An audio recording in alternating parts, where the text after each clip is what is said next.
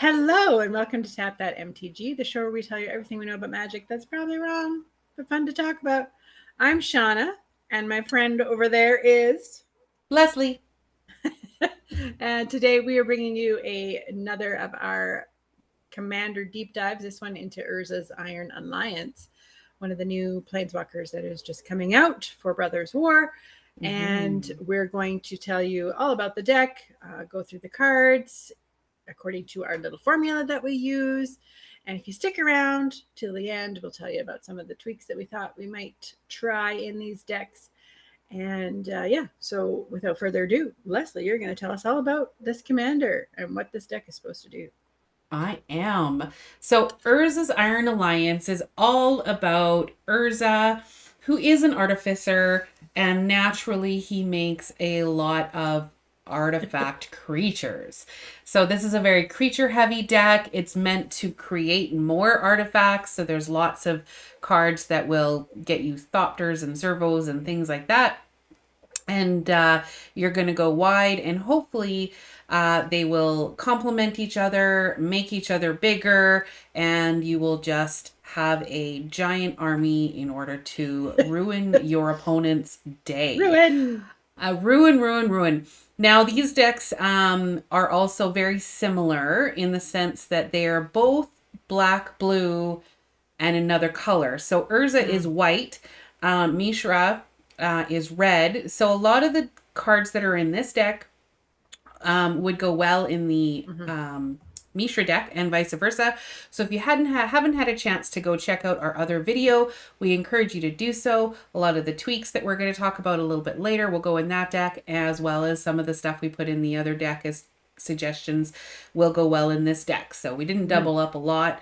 So check out both videos. So Urza, Chief Artificer, affinity for artifact creatures. So that means that your artifacts that you have on the battlefield make him cost less. So hopefully he will only cost 3. Artifact creatures you control have menace, which is fantastic, giving your artifact creature something else. And then at the beginning of your end step, you get to create a colorless artifact creature token that gets +1/+1 for each artifact you control. So again, the more artifacts you have on the battlefield, the more you will do. They did have another one suggested for this commander deck, Tanos Solemn Surveyor. So you could use him as well, but he is only blue, so that will change this deck quite drastically.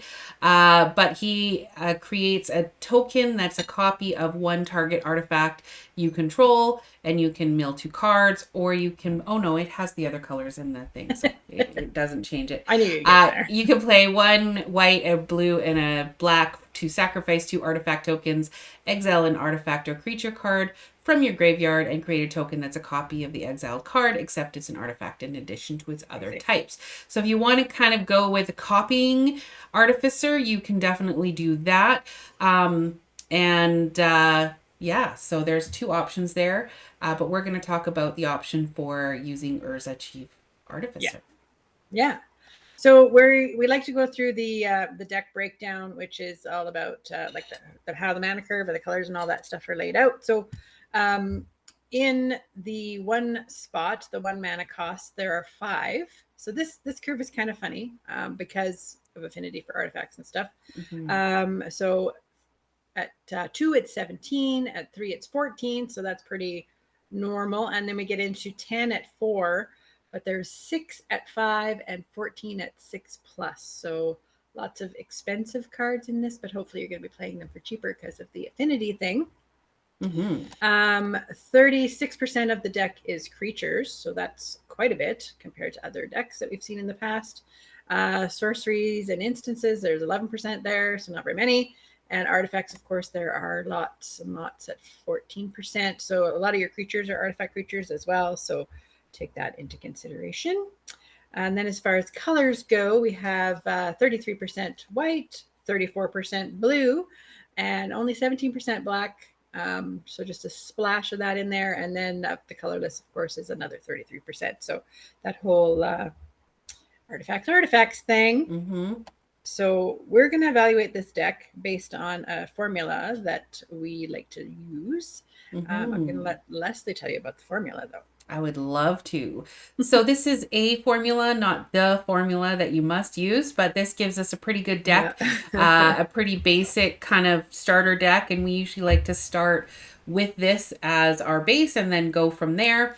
Of course, you have your commander. We recommend you have about 15 ramp cards to get you to where you need to go, 15 removal cards, 13 card draw, 12 that are high impact. Those are cards that are going to win you the game or do really big things for you. Mm-hmm. And then about 10 other cards that will support your theme or your high impact cards, and around 34 land. Of course, any of those can fluctuate 2 or 3 cards as you see fit. And anytime you can put something that can do more than one of those things, that's even better. So that is how we're going to evaluate it. So our first section is what? It is the ramp and mana generating section. The formula calls for 15. The deck has about 10 from what we can figure. um, yeah, this deck and the other one, both of these decks are really good if you want to start getting into Commander and you need a lot of those staples. Both of these decks have a lot of staples in them, so they're great for that, including these signets. So these are used in pretty much every Commander deck if you can get away with it. The Urza signet, which is a mana rock for white and the black, Orzhov. Demir signet is the blue and the black, and then of course the Azoria signet is the white and the blue. So those signets are pretty much staples for any commander decks using those colors. So you'll want to grab those. Yeah. And then you have 2 of them that kind of tap for any color in your commander's color identity, Soul Ring and Arcane Signet.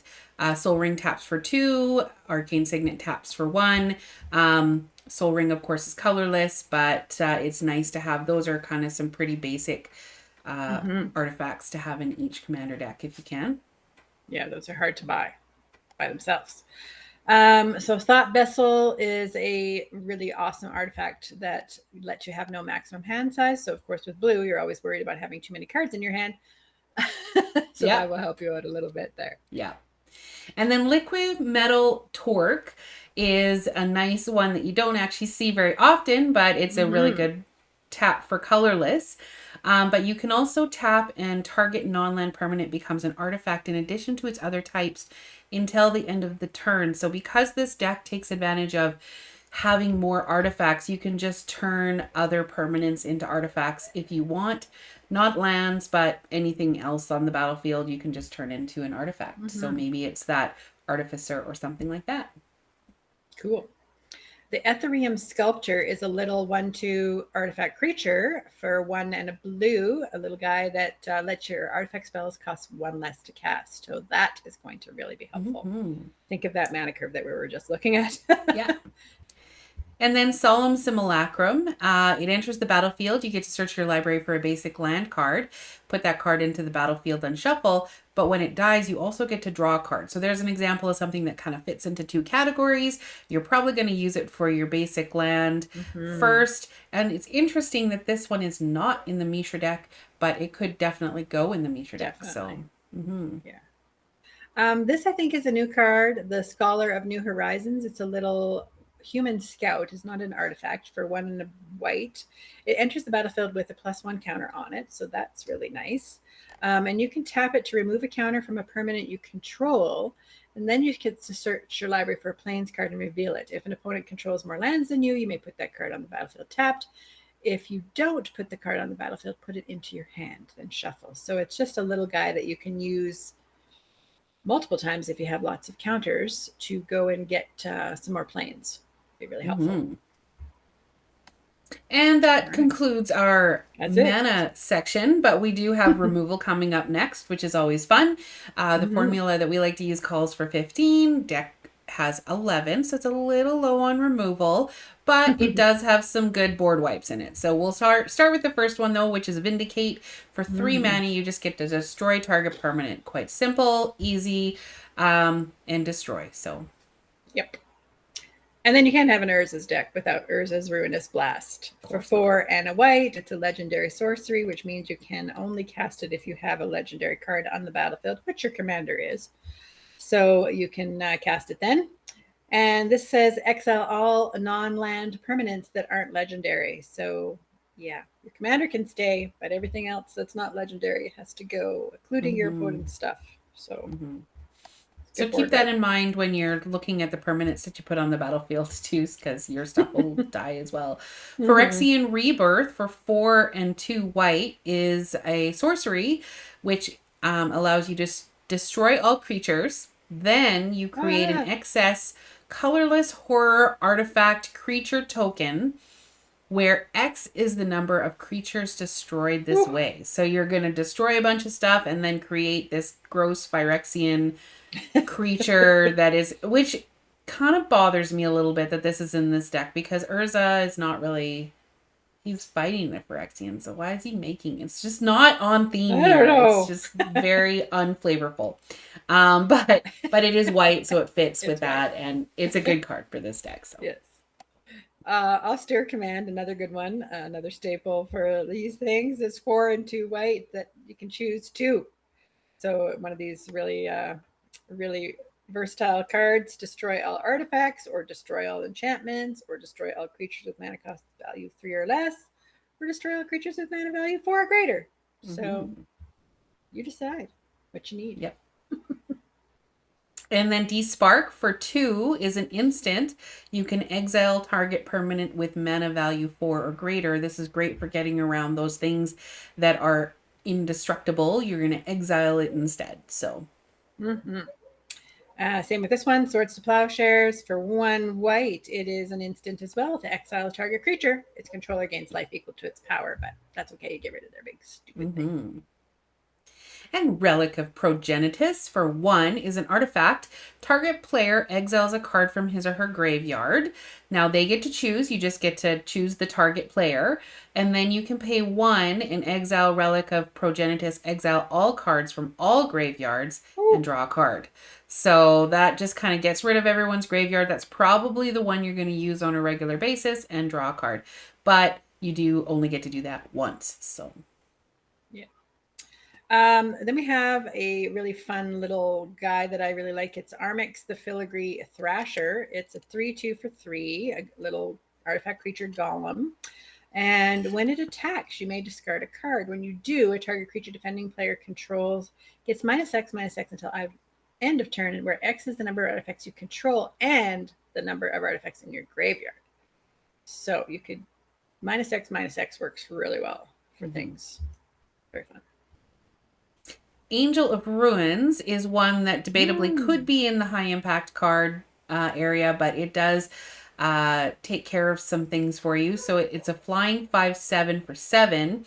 And when it enters the battlefield, you get to exile up to 2 target artifacts or enchantments. It also has Plane Cycle, so it allows you to search your library for a Planes card, reveal it, and put it into your hand, then shuffle. If you decide not to cast it, you can do that. So this has lots of versatility. It does lots of things, but you're probably going to use it for the removal mainly. And I didn't realize that was an artifact creature as well. That's awesome. Yeah. Cool. Aethersworn Adjudicator, because that's Adjudicator. For 4 and a blue, it's a 4/4 Vedalken Knight flying thing that you can pay 1 and a white and a black and tap it to destroy target creature or enchantment. Really good. Or you can pay 2 and a blue and, well, then you untap it. Oh my gosh, then you untap it. Sorry. Yeah. You don't even have to, sorry. So if you have enough mana, you can keep doing that. You do that. Oh my gosh, it's so crazy. Yeah. It's going to help you a lot. And it's ongoing removal. Yeah. Nice. Also, debatably could be in the high impact. True. As well as this one, Noxious Gearhulk for 4 and 2 black is a 5/4. It has Menace, which means it can only be blocked if it's blocked by at least 2 creatures. And when Noxious Gearhulk enters the battlefield, you get to destroy another target creature. If a creature is destroyed this way, you gain life equal to its toughness. So some removal when it comes in, and it's a nice little 5/4 menace. Nice. Then we're on to our card draw tutors section. The formula calls for 13. The deck has about 14. So really on par there. So the first star card we have is Thopter Spy Network for 2 and 2 blue. It's a lovely enchantment that says, beginning of your upkeep, if you control an artifact, create a 1/1 colorless Thopter artifact creature token with flying. Whenever one or more artifact creatures you control deal combat damage to a player, draw a card. You're going to draw lots of cards. See? That's why you need that card. You need the thought vessel in there because you're drawing lots. Sheesh. Preordain is scry 2, then draw a card. So it's always good to be able to look at what you have, decide if you want to keep that on top of the library. You can decide what order that's going to go back in, and then put them on the bottom of the library if you don't need them. And then you get to draw a card after that, all for 1. So good. That's a commander staple, that one. Yeah. Commander staple. One with the machine. It is for 3 and a blue, a sorcery from M19 that says draw cards equal to the highest converted mana cost among artifacts you control. What? That could be a lot as well. Who knows? Who knows? Sphinx Revelation has X in its mana cost. So we have an X white and 2 blue. So you gain X life and draw X cards. Whenever you see X in the cost, that means you get to choose what that number is, and you just tap your mana based on that. So you have to have at least 2 blue and a white, and then however many others you want to do, and you're going to draw some cards. Life gain is okay. There's not a lot of life gain in this deck. There's nothing wrong with that, but it's the draw card that's the key in that. Yeah. Skull Clamp, is it in the other deck? I can't remember. We had this discussion. We said that it should be, but it's not. It should be. Okay. So Skull Clamp, it's that lovely little artifact that you pay 1. It's an equipment, and equipped creature gets +1/-1. And whenever equipped creature dies, you draw 2 cards. 2 cards, which is crazy. And the equip cost is only 1. So this is a really great one to put onto your little 1 toughness creatures, and let them die so that you can draw 2 cards. It's so wonderful. It's very fun. Kill off those Thopters and servos and use them. That's right. Button to Thassa for 2 and 2 blue is a legendary enchantment artifact. And when a creature you control deals combat damage to a player, you get to draw a card. And then you can pay 2 and tap. So creatures your opponents control attack this turn if able. So that is if somebody is just kind of sitting there and not wanting to attack against you or attack against the crew, you're like, no. You're gonna attack. You're gonna join this game, and so you have it's a little bit of a control-y card, but blue. What can you say? Exactly. Then this pretty little card called Chrome Courier for 1, a white and a blue, a little 1/1 flyer. When it enters the battlefield, reveal the top 2 cards of your library. Put 1 of them into your hand and the other into your graveyard. If you put an artifact card in your hand this way, you gain 3 life. Why not? Why not? Baleful Strix. I love this card because the artwork is just gorgeous. So cool. Yeah, exactly. Blue and a black. It's a nice little artifact creature bird, flying death touch, and when it enters the battlefield, you get to draw a card. So not only is it a nice little flyer, no one's going to want to necessarily attack against you if you have a death toucher on the battlefield. It always is helpful to slow your people down, and you get to draw a card when it comes in. So the Thought Monitor is an expensive 2/2 flying, but at 6 and 1 blue, but it has affinity for artifacts. So hopefully it's only going to be the 1 blue because you've got 6 artifacts, and you don't have to tap the artifacts. Affinity is different than improvise in that way. You don't have to tap those artifacts or anything to pay for it. And when it enters the battlefield, you draw 2 cards for 1. Get a creature and card draw for 2.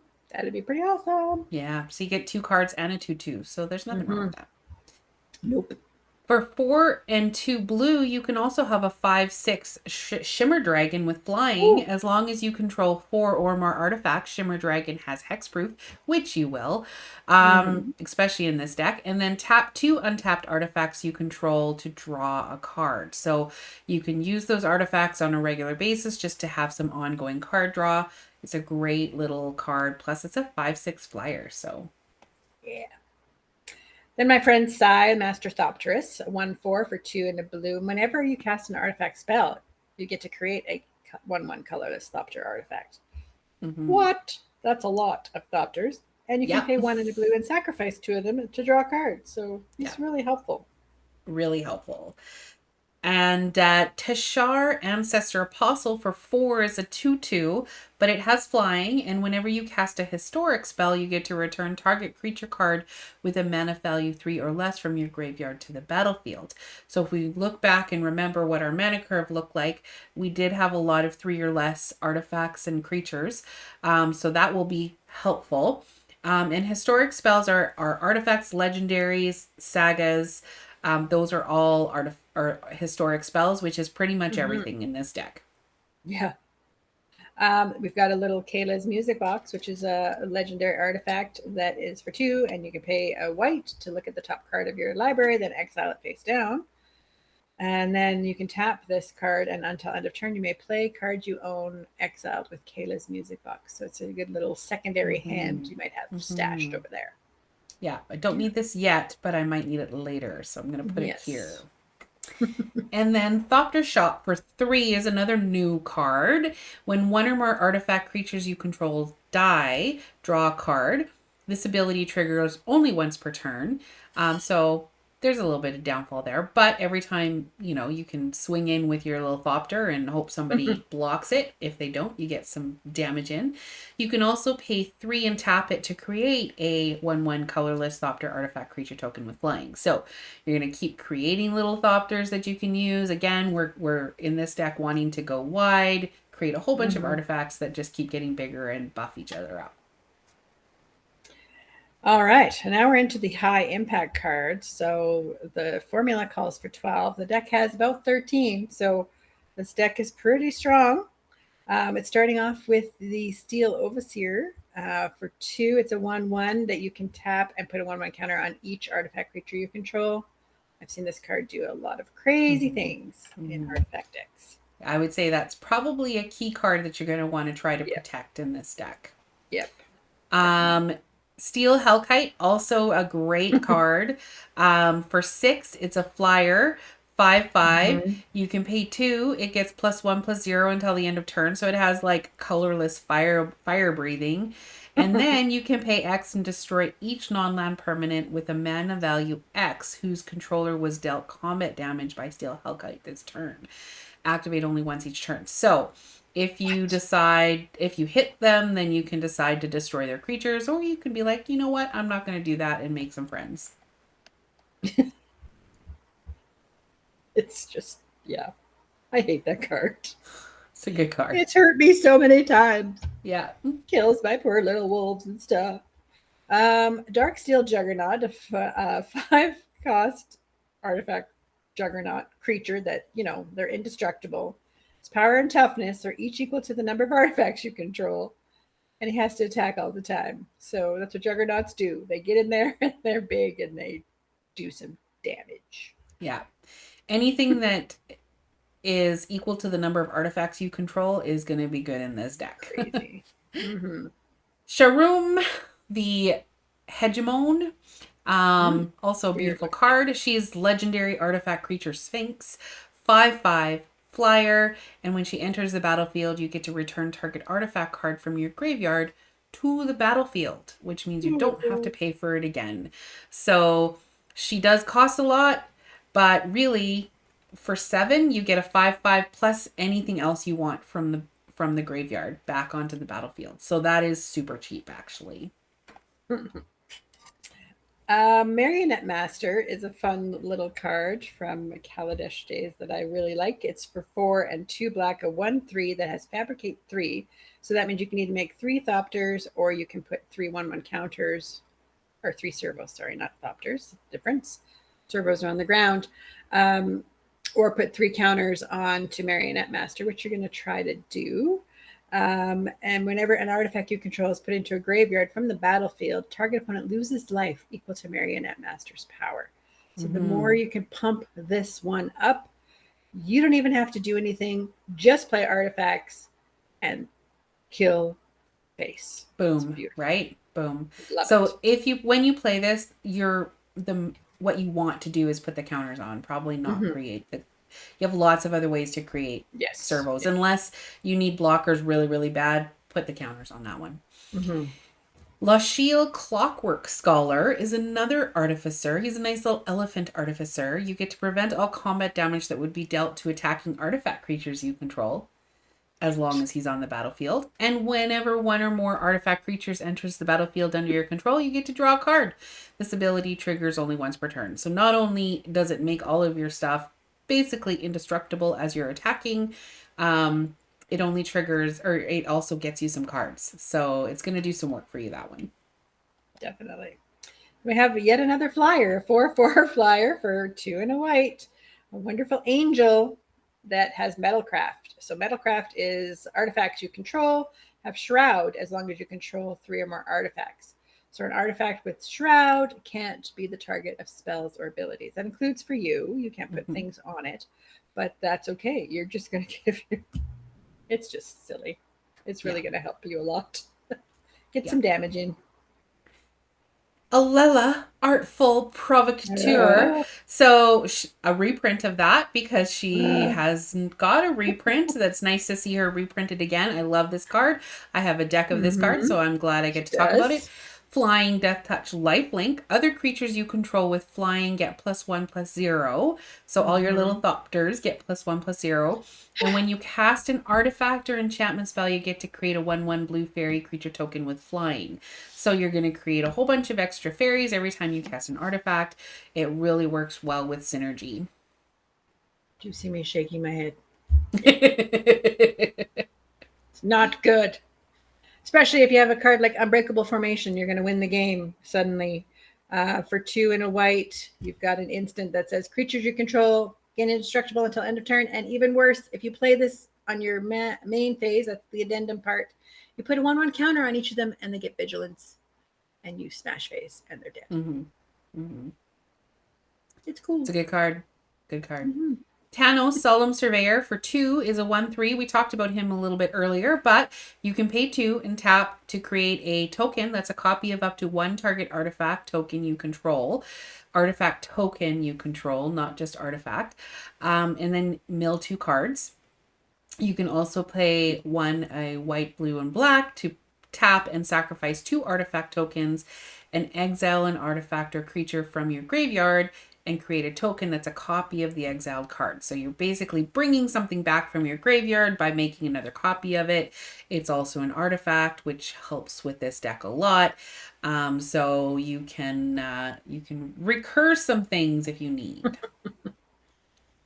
And we've got this Sandwell Avenger Ace, which I think is a pretty cool card, and it's new. Yeah. I might put that into my vehicles deck. So this one I think would be better with more vehicles. But for 1 and a white, it's a 3/1, and as long as an artifact creature you control is attacking, prevent all damage that would be dealt to this guy. Whenever, oh no, I'm going to I'm going to sneeze. Oh dear. Bless you. Whenever Sandwell becomes tapped, exile the top 6 cards of your library. You may cast a vehicle or artifact creature spell from among them.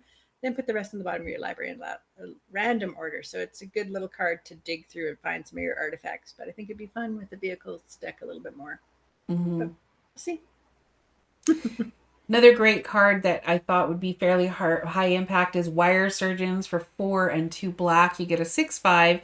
It has fear, though, and fear basically means that it can only be blocked by creatures that share a color with it or by artifacts. So nothing else, if they're not playing black, basically can block it.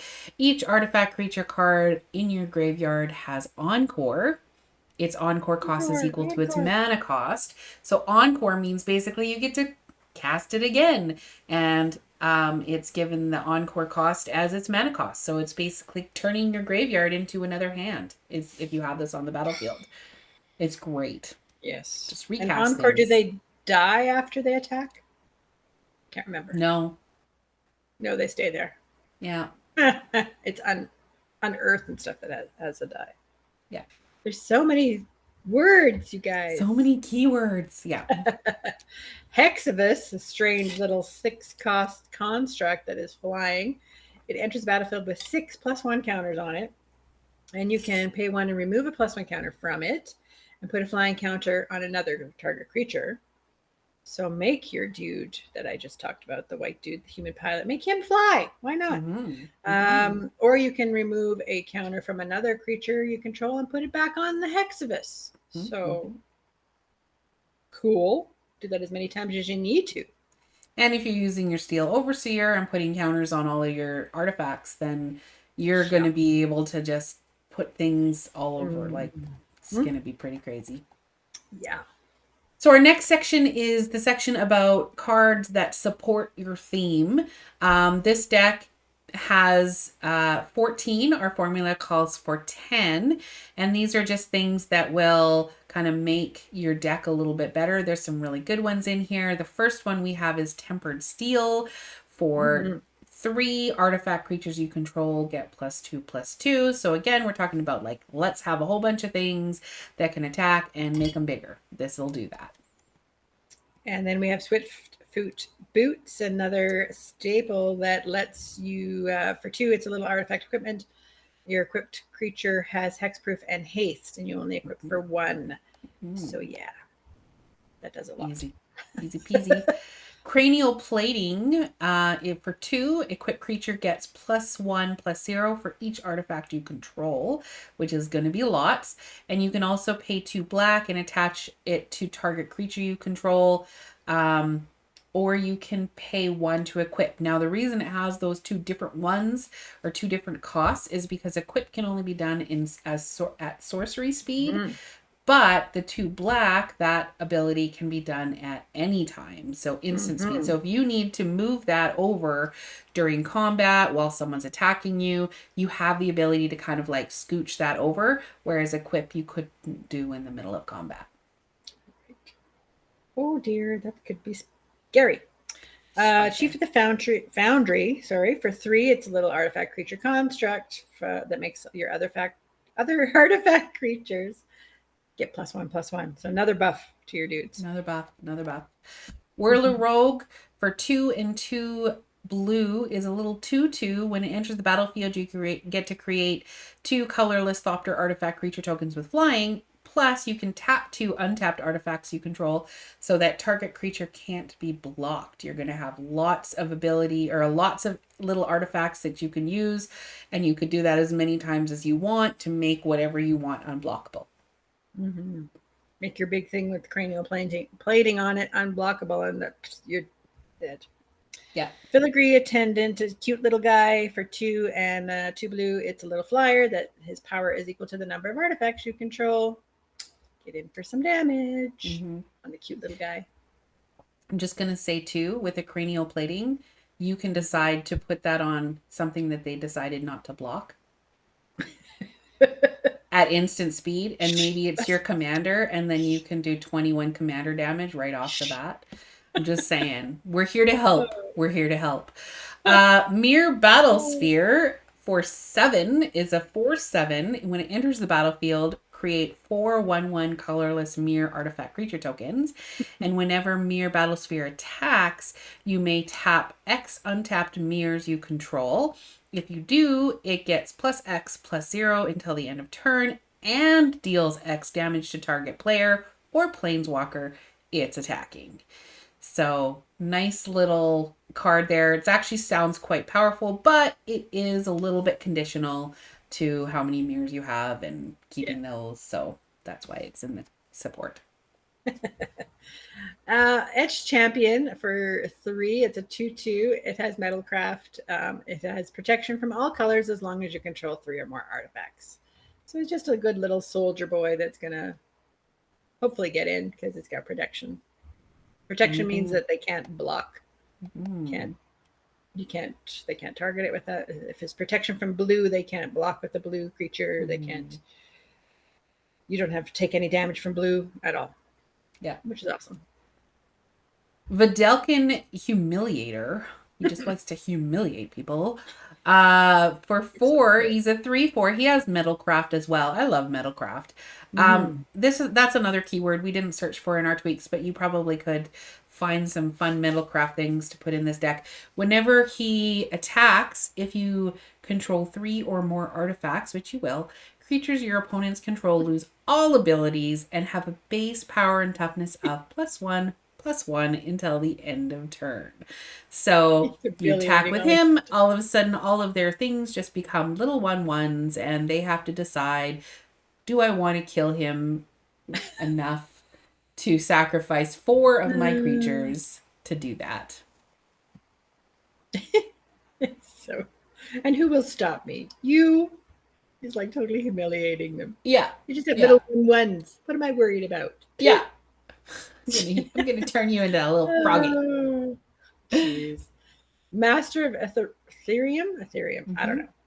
For 2 and a blue, it's a little artifact creature that is power and toughness are each equal to the number of artifacts you control, and other artifact creatures you control get +1/+1. And again, another Pretty buff. cheap, pretty cheap buff. Plus, it's a big dude. Dig Site Engineer is a little adorable dwarf artificer for 3. It's a 3/3, and whenever you cast an artifact spell, you may pay 2. If you do, you create a colorless construct artifact creature token with this creature gets +1/+1 for each artifact you control. So you're going to keep creating little artifacts if you want. Every time you cast an artifact, you can pay 2, get another artifact that is a giant artifact. It is a little conditional to how many artifacts you have, but that's a nice little card. Yeah. Bronze Guardian for 4 and a white. It's a big golem artifact that has double strike and it has ward 2. So that means they have to pay 2 extra if they want to target it. And other artifacts you control have ward 2 as well. So that makes them do a little bit more work. And his power is equal to the number of artifacts you control. Mm-hmm, mm-hmm. Not bad at all. March of Progress for 3. This is one of our new cards. Choose target artifact creature you control. For each creature chosen this way, create a copy that it create a token that's a copy of it. So this one has, if you just cast it, you choose one target, it costs you 3, but you can overload it, which means you can pay 7 and copy that, and you can do that as many times as you like for however much mana you have available, and continue creating copies of whatever you like. It is a pretty expensive one, but nice little way to get some copies of artifacts. Copy all of your stuff. Wreck Hunter for 2 black. It's a 2/2 with flash, so that means you can play it on the opponent's turn or whatever.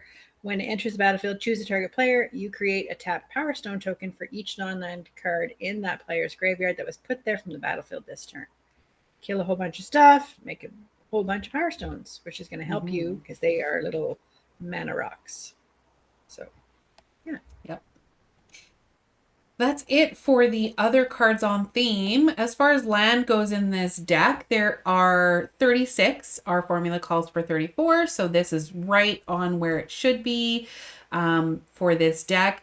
And there are a number of, the thing that's of note, I guess, is that there are a number of artifact lands in this deck, which are nice to pick up anyway. So just buying the deck to get some of those indestructible artifact lands would be good. Yeah. Then we'll go into our tweak. So thanks for sticking it out this long with us. We've got a few to share with you. One of them here that could fit into both decks is good old Tezzeret. So any of the Tezzerets you might have laying around doing nothing would be good in these decks.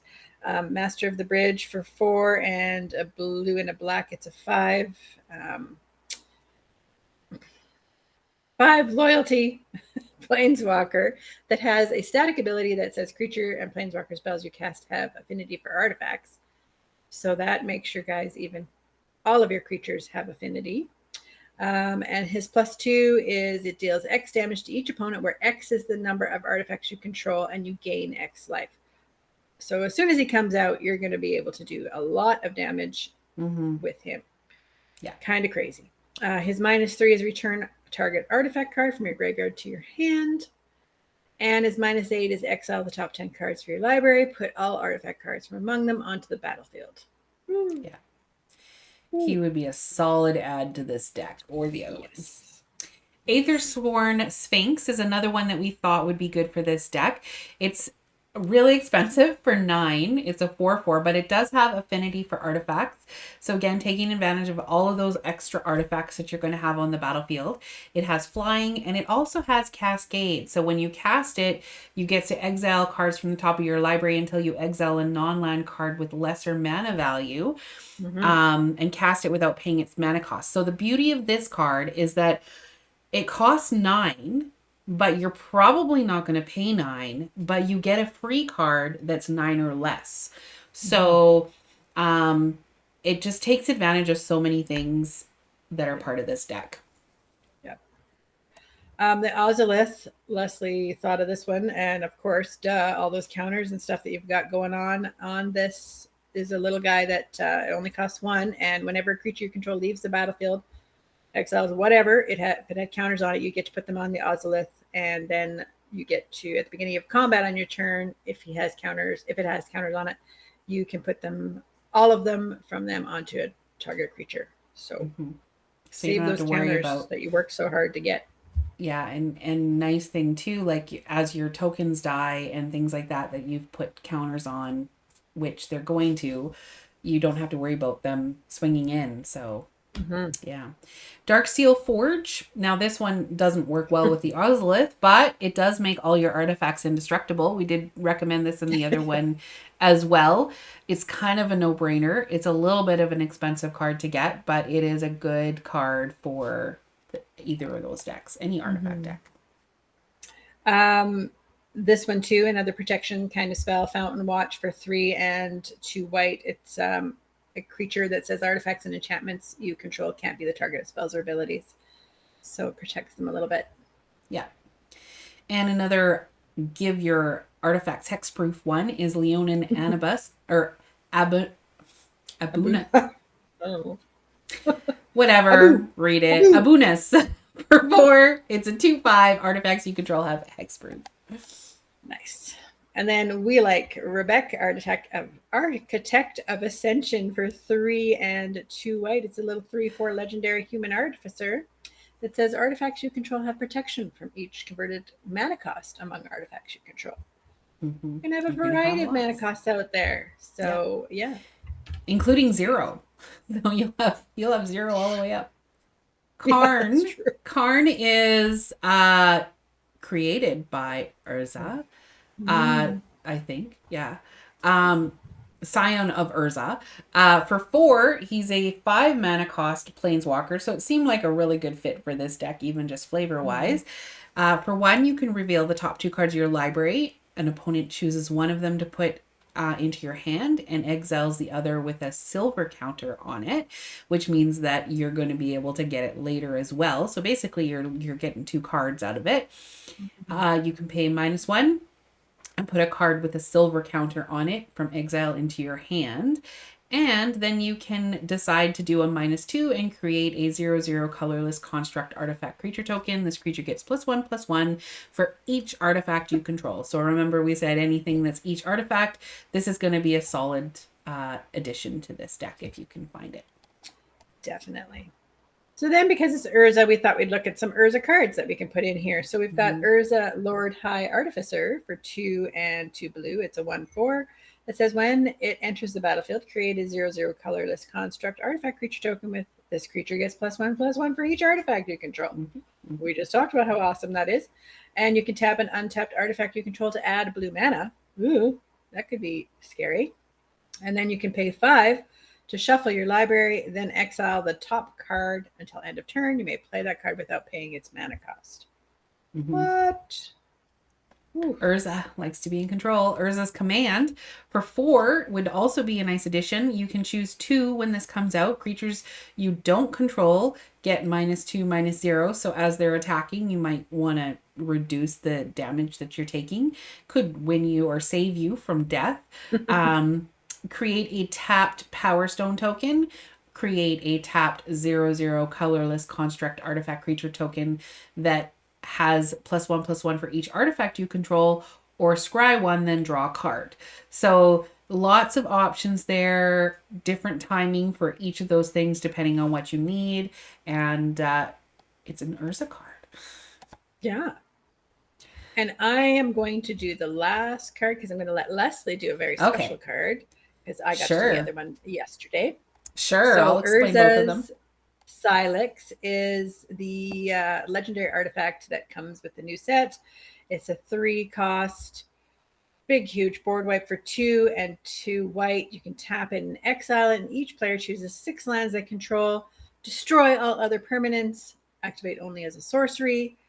And when it is put into exile from the battlefield, you may pay 2. If you do, you get to search your library for a Planeswalker card, reveal it, and put it in your hand, then shuffle. So this is the Planeswalker card. Oh, well, no, it's not a Planeswalker. When it's, I'll let Leslie talk. Search for card or something. Urza, Lord Protector, is in the new set, and he's meld. So what meld means is if you have this card and another card, which I'll explain in a second, on the battlefield, then you get to meld them together. So Urza, Lord Protector, is for 3. Is a 2/4 artifacts, instants, and sorcery spells you cast cost 1 less to cast, which is a nice little mana ramp. You can pay 7, and if you both own and control Urza, Lord Protector, and an artifact named the Mightstone and Weakstone, you get to exile them and meld them into Urza Planeswalker. You activate that only as a sorcery. So if you have them both on the battlefield during your main phase, you can pay 7 and say, I'm going to meld these together. The Mightstone and Weakstone is a great card. I got this in my pre-release, and it did lots of work for me. It's a 5 mana cost artifact that you can choose one when it comes in. You can either draw 2 cards, or you can give something -5/-5 until the end of turn. I use the -5/-5 every time, but really it's whatever you need. And then you can add 2 mana to cast artifact spells. So really solid card just by itself, even if you don't have the meld, both of those. But then you might meld them together and make a Planeswalker, which Shauna is going to explain to you. What? Right. You did that to me yesterday. I should do that yesterday. I made you read sideways. Dang. So the Urza Planeswalker that you make is a big 7 loyalty Planeswalker that has a static ability that says once during each of your turns, you may activate an additional loyalty ability of Urza the Planeswalker. So why not? Its +2 is I gotta read sideways. You could turn it. Here, let's turn it. Turn it. Turn it. I'll turn it for you. Okay, there we go. Now I can see it better. I can't read sideways today. Not enough coffee. Artifacts, instances, and sorcery spells you cast this turn cost 2 less to cast. You gain 2 life. +1 is draw 2 cards, then discard a card. Or 0, create 2 colorless servos. -3, exile target non-land permanent. And -10 is artifacts and planeswalkers you control get indestructible until end of turn. Destroy all non-land permanents. Nice. So you get to do 2 things on this crazy card. So yeah. And I mean, it starts at 7, so you're going to get to 10 pretty quickly. You could do that in the first turn. If you did the +2 and the +1, then you're at 10. The next turn you can -10 and end the game. Crazy.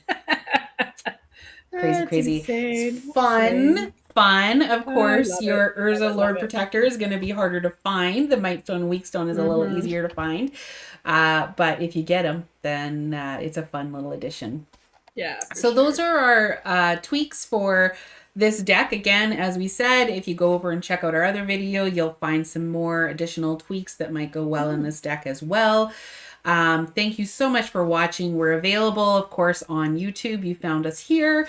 We are also on Twitch and Facebook and Twitter and Instagram. So feel free to reach out to us. We love to talk with you. We love to play with you. We definitely want to know how you would tweak this deck, because we only give you a sampling of how you could do it, and we would love to know what you find that might be fun in this deck.